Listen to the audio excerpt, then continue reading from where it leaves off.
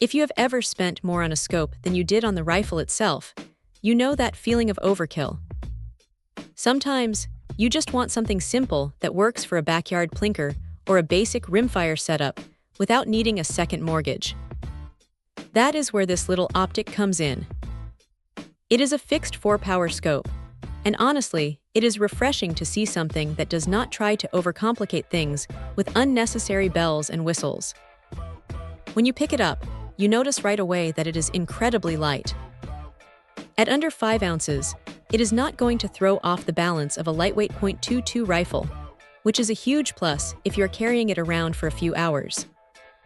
The matte black finish looks pretty standard, but it feels sturdy enough for the kind of casual shooting this is designed for.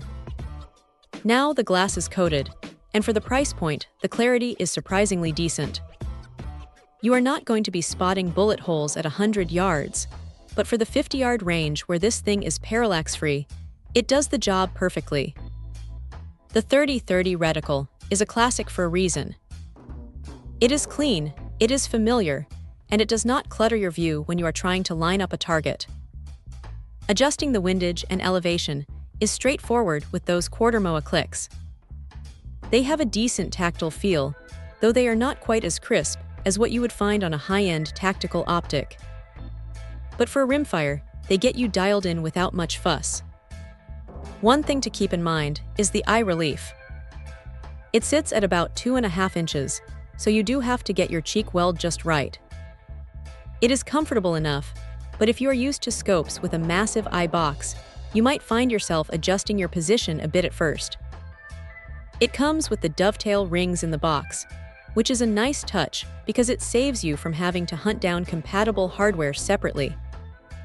It is a compact little unit, barely over 10 inches long, so it keeps the profile of the rifle nice and slim. If there is a downside, it is definitely the tube diameter.